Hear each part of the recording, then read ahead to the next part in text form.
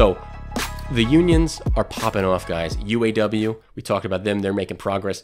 The Las Vegas Culinary Union is looking to strike, and they have already voted to authorize it. This is 53,000 culinary workers in Las Vegas, and they are opening up negotiations to MGM Resorts, Caesars Entertainment, and Wine Resorts, and 95% of the union has voted to authorize a strike and go on the picket line. The union leader of the Culinary Union has said it's a moment. Oh my God, wait. This guy's name is Ted Papa George. That's fucking awesome. That's an awesome name. That's incredible. That I hope is, I hope, oh, forget it. I was going to make a shitty joke. Okay. Yeah, don't worry about it. It's okay. So it's a moment, guys. This is what Ted Papa George has said. It's a moment. There's a moment right now. It's time for workers. They're ready to stand up, and they're ready to not be left behind. What does he look like? Pretty normal. Old white guy. Yeah, he looks normal. I was really expecting like a very wrinkly, short, fat guy. Okay. You know? Okay. Papa George, I suppose. right? What would you think, Papa George? Not necessarily wrinkly. I'm thinking like classic Italian, slicked back hair. Okay. Yeah. Yeah, with the suspenders on. He's the penguin. He's That's the what I'm penguin. expecting. He's the penguin. He's the penguin.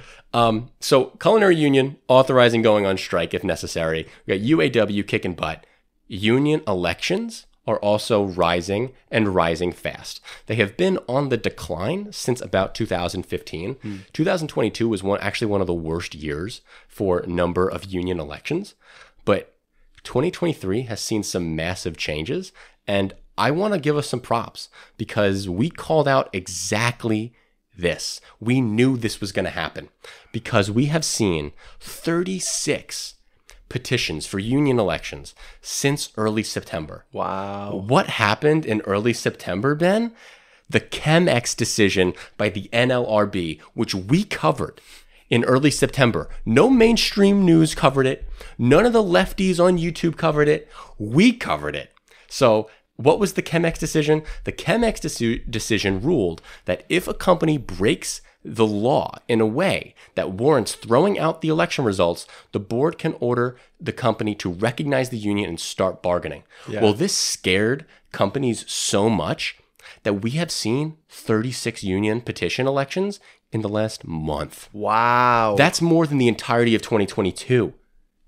This is amazing. That's amazing. That's real. That's real. That's when it's not the politic bullshit, right? That's when you're talking about something that's actually making change in society. That's not virtue signaling. Yeah. So when we say, honestly, when we say go vote for Joe Biden because he appoints the right people, Joe Biden has just made it possible for the number of union elections that happened last year to happen in 1 month. Yes. This has enormous ripple effects all over the economy. It brings up the wages at the bottom. Our median wages are going to keep going up and up because of this kind of activity. It's absolutely unreal. When I saw this, I was shocked.